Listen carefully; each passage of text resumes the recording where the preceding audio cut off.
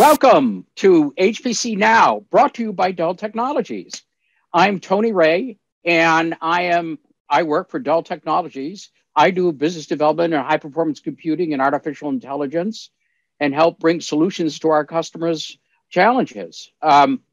Today, we're going to be talking about some new technology and some press announcements, which I think you'll be interested to see.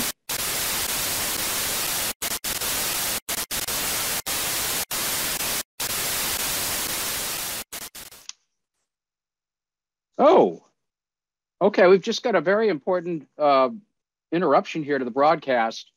I guess we have some very important news coming from Dell, I guess, from Dell Technologies about the future.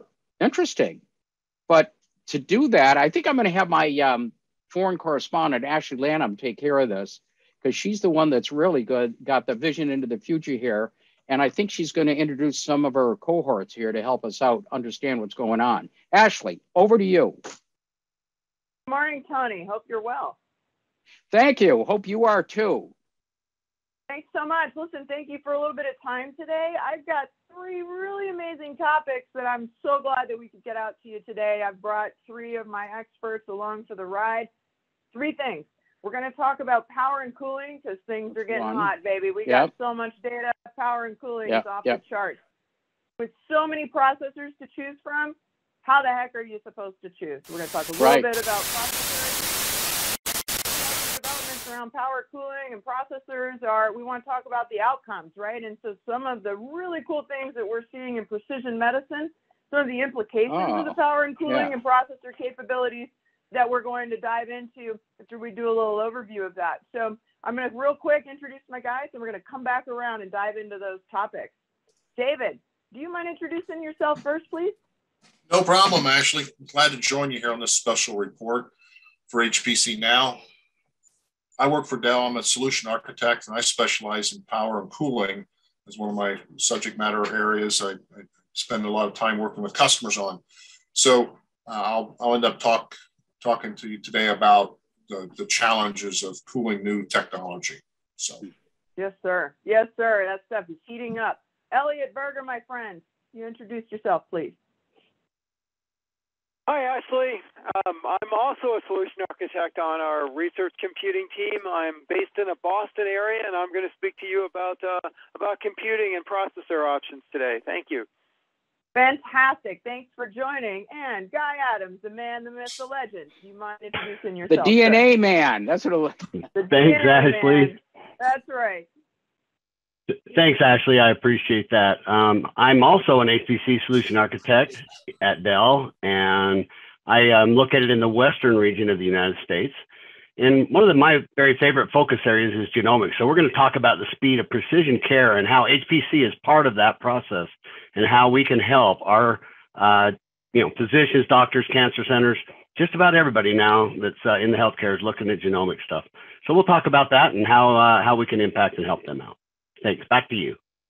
Very cool. All right. Thank you, gentlemen. So, David, if you don't mind, I would love to get started with a little bit of your perspective on power and cooling. Certainly. So, Ashley, the challenge we've seen today or over the last year or two is power consumption spikes in the processors that Elliot's going to talk about next and that Guy uses in his research and his customer projects, that we've seen a tremendous increase. 3 years ago, if we go back, a high-end processor may have consumed 150 watts per processor. Today, we're at 280 watts on the AMD and 270 watts on the Intel platforms. In the near future, those numbers will be going up to close to 350 to 400 watts per processor. That's really hot. That is, Tony. It's dang hot, as they say down south. Can you cook on them? Can you cook on them? Like maybe it would be possible, I think, Tony, if you'd want to build a little stove, a hot plate, a hot plate plate on your data center. That would be it. Is that on the roadmap? Not right now. The whole FDA requirements just added a little bit extra complexity to our product plans. If we had to sorry, keep going, David. No problem, Tony. Thank you. Pleasant interruptions as always. So we've seen this increase in CPU power. We've also seen a movement in high performance computing and research computing to use graphics processing units or GPUs to do different mathematical calculations. Well, those power numbers are even worse than a CPU. So today we have 300 and 500 watt GPU units per GPU, and some of the systems today have 4 and 8 of those those high-end chips in there. And we don't see those numbers going down. We actually see them going up. So if we look at those as the lowest benchmark, we're going to continue to see growth above that. Got any numbers, David? What do you think? What do you think? You had put on your speculation hat. What do you think? Put on the focus hat. I think we're going to see a system in the next year to 2 years that will probably consume 7 to 10 kilowatts of power. Holy cow! In a 4 to 6U chassis. Okay? Wow! And those are tremendously large numbers. If I go back to data center designs, some of our customers have data centers that are 30, 40 years old. Well, when those were built back in the 80s and 90s, they were built with the expectation that a rack might take 6 or 8 kilowatts of power. And today we're building rack solutions in our HPC designs that minimally today are 20 kilowatts to fill up a rack. And then they go up from there. And we've done 50 to 60 kilowatts at times recently in some of our newest designs, and we project doing even more of those. So what we've done a couple of years ago at Dell was we released a liquid-cooled computers. So we're using a liquid, like a car radiator fluid type of thing, to move that heat away from the CPUs and move it through a process, pretty simple process actually, of thermal transfer to move that out of the data center. And liquid is a much more efficient transporter of heat than air is. So it's inherently more cost effective for customers to move to a liquid cooling architecture. So we've been building these systems for a couple of years now, deploying them in our customers to great success for those customers that do it. And now we're going to see a higher need for that. In the past, we've been able to mitigate these high temperature concerns by going and using lower density deployments where we put fewer servers in a rack, or we change the form factor to fit in to what the facility could support. And we do that by and always balancing the need for density to lower cost of data center space and to make networking easier versus the cost of heat and removing the heat in a facility, or going with a creative approach. So we've been doing these liquid cooled systems. We're going to continue to do them. So when we look at our next generation of server processors from our suppliers and graphic processing units, we're going to see liquid cooling become required for many more customers. So we just want to have this kind of future session and say, hey, it's coming, be prepared for it. Let's have those conversations. What do you recommend for customers, David? Give us your advice. Well, they're listening. They're all listening right now. They're listening over here. I can hear them listening. So what we'd want the advice that I could give is be prepared for the liquid cooled conversation. It is a little bit different than what you've had before in terms of doing air cooling. It's a little bit more work, but it's no different than replacing or adding a new air handler into a data center than it is adding a liquid cooled heat exchanger into the same data center. How do they get in touch with someone to get help? They can reach out to their Dell team. They can reach out to us. My email's david.griggs. If you want to email me directly, you can check out our Dell HPC website and put I think there's a contact me button out there, and you can click that and we'll reach out to you. Great. Thanks, Tony. Ashley. Take it away. Yes, sir. Thanks so much, David. Well, Elliot, now that we've got a way to effectively cool off a data center, share with us a little bit about what's new and improved in the world of processors. Thanks, Ashley, and it's great to follow David with that talk, because it's definitely very relevant to the computing landscape that we're seeing develop has been developing and is accelerating in the future. We are seeing increasingly, we're seeing that in research computing there are more and more options available for providing the best computing for particular types of workload. And in fact, the range of workloads is also expanding. So the range of workloads that we have to accommodate in research computing environments is continuing to expand, ranging from the need for acquiring data and processing data close to advanced instruments that are being deployed in laboratories and office environments and clinical environments, increasingly to the major horsepower type of engines that we have in our data centers and high-performance computing centers. The range of CPUs, or traditional processors that are deployed in our servers, is increasing, with options, of course, not only from Intel and the wide range of offerings in the Xeon product family, but also processors from AMD and other RISC options, including ARM processor options with reduced instruction set offerings that are providing very good performance, particularly for sequential processing. So there's a wide range of processors available for in terms of CPUs. Yes, Tony. So Elliot, what you're saying is customers have more choice, right? But it's also more complexity. The range of workload is increasing, which adds complexity in terms of making decisions about what the best processing element is to accommodate, to accelerate the range of workload. But yes, the offerings in terms of the CPUs that are available to process that workload, and now there's increasingly a wide range of accelerators that are specific to that can be utilized specifically for different types of workload.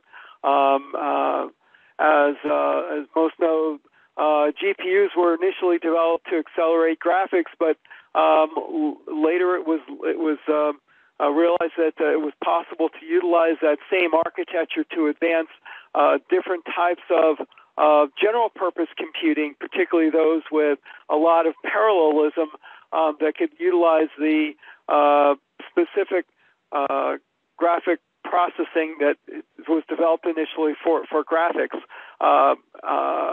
for displaying graphics. So GPUs have been utilized for general purpose GPU computing, and that is particularly fueling the rapid advance in artificial intelligence, and in particular deep learning training, and then as well as inferencing, implementing artificial intelligence and deep learning at the device level. So GPUs are really powering that development.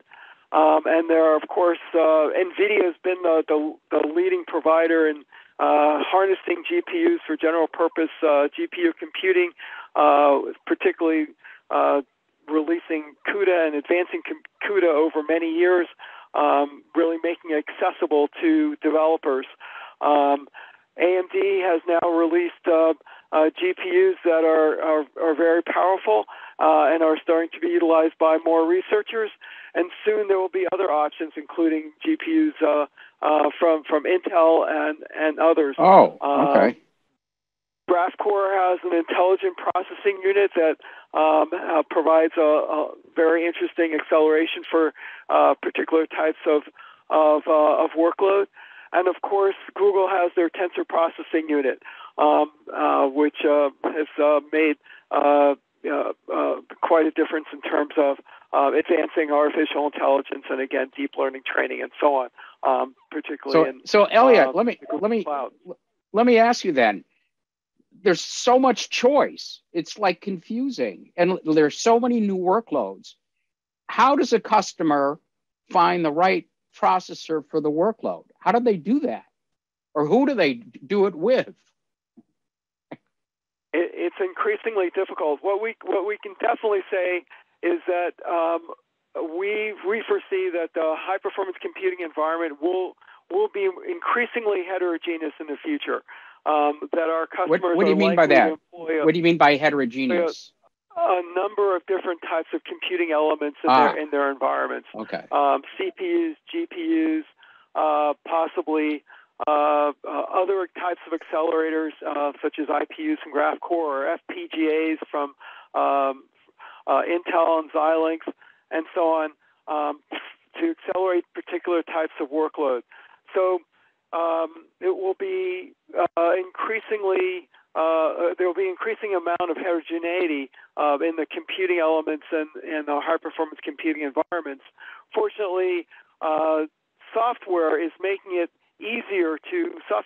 are making it easier to harness those different types of computing elements and make them more accessible to developers such that they can run their code on the best available hardware in those environments and accelerate their particular workload, regardless of the different types of computing elements that are available.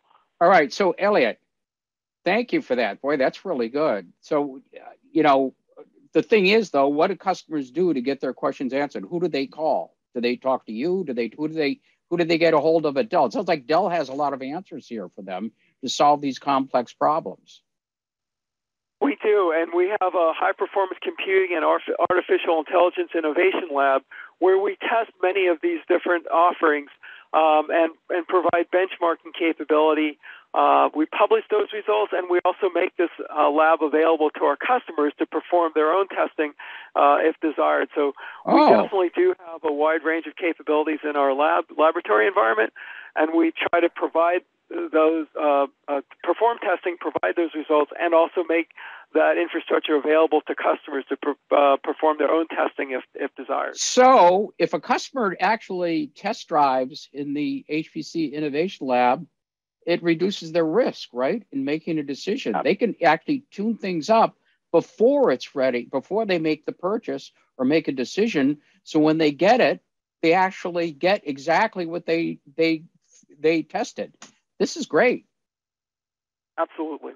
All right. Thank you, Elliot. Do you think it's fair to Go ahead, say Elliot. you see the market expanding and the people using high-performance computing? Because it sounds like, as you described, more processing options and the broader workloads, it sounds to me like we're now expanding beyond the world of the scientist and into just everyday business is likely to need to use some acceleration of some sort in the future. Would you agree with that when you put your future goggles on? Absolutely. And there's a lot of advancements that are fueling that expansion of and penetration of high-performance computing into a greater range of different types of customers and customer applications.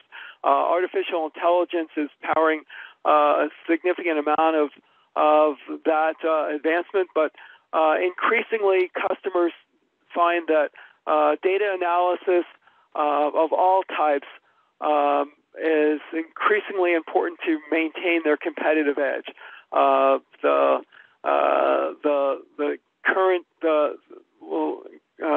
philosophy is that the modern gold is the data that we have available, increasing amounts of data that we have available in the world, both in terms of our own personal data and habits and so on, but also the increasing amount of data that's available from the wide range of intelligent devices that we all utilize and are deploying in laboratory environments, manufacturing environments, and cars and all sorts of devices that we experience on a daily basis. So Ashley and Elliot, we can help customers, right? You guys help customers figure all this stuff out? Absolutely. It sounds to me, Tony, that Dell is able to augment our customers' teams so they may know where their instruments need to go, may not be so sure on what chipset helps them get there, what cooling options are going to be required to keep them future-proof. It sounds like this team right here can help save them some risks, some time, some bandwidth, and deliver some good results. What's going on with Guy? Let's hear from him. Well, you know, Guy was telling me about some interesting applications in the world of medicine. Guy, do you mind diving a little bit into your future goggles on where you see medicine going? Thanks, Ashley. I appreciate that. One of the things that's exciting about high-performance computing is watching what our customers do with the solutions that we design. So we're just going to pick a simple example this time of nothing simple about it. The genomics field has really exploded in the past 10 years. We've all heard that the human genome was finally sequenced, and now they're sequencing millions of people, and the discoveries that they're making are just tremendous. And it's a combination of true instruments that do the physical work, and then a supercomputer or a high-performance computer sitting behind it to align the DNA appropriately so all the A, C, T's, and G's are in the right alignment. So why does all this matter? Let me just give you a quick story. I think we all know folks that have had cancer. It's a horrible disease. And, maybe they went into the doctor and they had, biopsies or whatever. And the doctor comes back and says, okay, we think maybe we should give you these top 3 medicines. And our number 1 lead out medicine is medicine A. So they give you medicine A and you go and you take the chemo or whatever. And then after that course is run, they evaluate how did it work. And you go and they say, well, it worked pretty good, but we need to add medicine B. Oh, okay. Well, let's go do medicine B now. And so for a long time, that's how we treated cancer. We've used statistics and odds and results. And I sat down with a cancer specialist about 5 years ago, and he gave me this precision medicine, they call it, which is more personalized care, where he had a vision of how to tie instruments into computing and really benefit a patient. So here was his example. He told me, very simple. He said, imagine if you could come into the cancer doctor. We took a biopsy and I told you, go wait in the room for 15 or 20 minutes while we get your sequence. The instrument sequences it quickly and the HPC system aligns it, and bam, they've got your RNA or DNA or whatever parts they're looking at on your system, out of your system, your body system. And they say, oh, wow, now we know these certain areas in your DNA need to be flipped. So let's use this exact medicine. And so they call me back in, or you or whoever, and you go in and you're sitting there and they say, okay, here's what we're going to do. We're going to give you a couple weeks of this. I want to see you in 2 weeks. Because in 2 weeks, we know now that these certain genes should be flipping or that medicine is not working very fast. Let's get that done. Okay. So let's get you on those first courses. You go get a couple of courses of medicine, you come back, and the same process happens. You go in, they take another biopsy or whatever, have a wait in the waiting room, and they come in, they look exactly in your genome, and they say, guess what? It's working great. Let's stay on that medicine. Or immediately they say, nope, stop, time out. We need to go ahead and put you on a different medicine. We don't want to have any morbidity increases because that medicine isn't being effective and doesn't work, right? So it's exciting in that if you can see that high performance computing is a piece of that whole puzzle, and the goals and designs of our customers, and I'm just giving you one example, but every field's like this. It's different levels of excitement, but I'm excited about genomics because I know so many people have had cancer. And if I can be even a piece of how to get that HPC faster and faster with accelerators like Tony or like Elliot talked about, and we can get that time shrunk up, and then we can get them to run cooler so we can even put more power in there and get more done. You can just see how that shrinks up, right? So now what do? We enable a doctor to do things he could never do before, and society benefits, right? And it makes it easy to get up in the morning and want to go to work because then you get to say, hey, we get to work on something that's going to actually help change the world. And that's what high performance computing does. We help do the research, and then people use it to help change people's lives, and it's just really exciting. So Guy, I don't know if that was a good example, but that's that was great. Boy, actually, that was pretty good, wasn't it? Hey, so I got a question for you. I brought the heat today, Tony. Brought the heat. You did. You really did. So that's why you're our best correspondent, by the way. So Guy, well, actually, you're our only one, but Guy. The only guy. Yeah, it's true. I'm talking. Guy. So, Guy, tell me something. Does Dell get involved? Does Dell do work in genomic, figuring out how to build these HPC systems for genomics? Oh, that's an excellent question, Tony. Thanks for bringing that up. I should have mentioned it ties exactly into what Elliot said. In our HPC AI Innovation Lab, we hire PhD level subject matter experts, and we have a genomics expert that Dell hired. He's Dell badged, and he understands technology and genomics. So as these new technologies roll out, we can put them together in the best scenario based on how the programs and the codes are working today, plus with an eye to the future. And to say, okay, we see the development that's coming on these new applications. We need to be careful because we believe these certain types of accelerators are going to be more and more used. So let's build systems that are easily expandable and that can be changed. And Dell has all of that. We test it all. We actually publish all our benchmark numbers. We know how fast BWA and GATK today run, or Parabricks on GPUs, or any of these codes run. We have them profiled. And one more thing that I don't think everybody understands about Dell, Dell loves to collaborate. So our subject matter expert collaborates with a company called PGen or other genomicists, and they compare and they contrast and they test each other's stuff out. And it's really exciting to see this ecosystem, and you give it to a technologist like inside of our Dell HPC AI lab, and then they can transform that into systems that then us in the field can learn and say, okay, here's how we can help you, Mr. Customer, achieve that squished down time as fast as we can get you.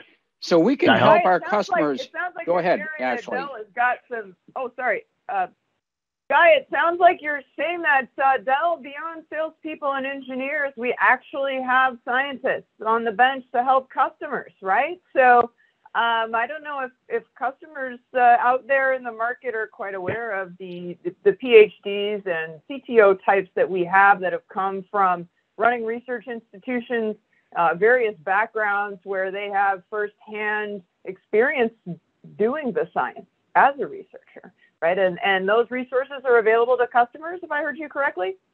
Yes, ma'am, they are. Yep, and the exciting part about they're so specific to their domains that they literally become our vector. We bring them in and help with customers. They visit with customers as well. We'll just have a conversation, and if it helps our customers, they'll come alongside and they'll talk. And I tell you, in those conversations, the conversations are way over this guy's head, but it's a beautiful thing because you watch them get so excited about where they're trying to go. And we at Dell enable that, right? We're the enablers of that ability to do that research in that high performance computing. That's really, so how would a customer get, let's say a customer is really interested in improving their precision medicine, or how they're working in genomics and want to speed up their results. How do they ask us, or how do they get involved with us to leverage all this wonderful talent that we have? Yeah, that's a great question, because I've seen it happen a few different ways lately. And typically speaking, a lot of our customers know there's a Dell account team and they know who to call. That's the easy button for a customer, right? Let's talk about how our customers get help. But there's also now new chat facilities on our website. You can go to Dell.com. If you hunt around a minute, it'll, how can we help you? Window will pop open, and literally it becomes a direct bloodline to pass along to various teams like us. If it's about genomics, they will get us involved, and we will contact you and we will help you with your problem. And more importantly, Dell is now focused on solving your issue versus here's some technology you want to try to figure out how to use. We look at helping you achieve your goals, and then here's the technology we're going to use to help you achieve your goals. So that's exciting. We're a partner for them. Wow. Ashley, thank you so much for bringing these three talented guys here. You bet. You bet. No, it was a pleasure. Thanks for carving some time out for us today, Tony. Hope this information is helpful.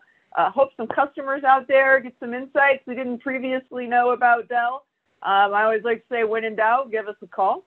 If we're only showing up to talk orders, we're not doing our jobs right, because that is not what we're about. Well, thank you very much, you all. Really, this was great. And have a good week, and we'll be talking to you all soon. Thank you for visiting HPC Now, sponsored by Dell Technologies. And you all be safe, and we'll see you soon.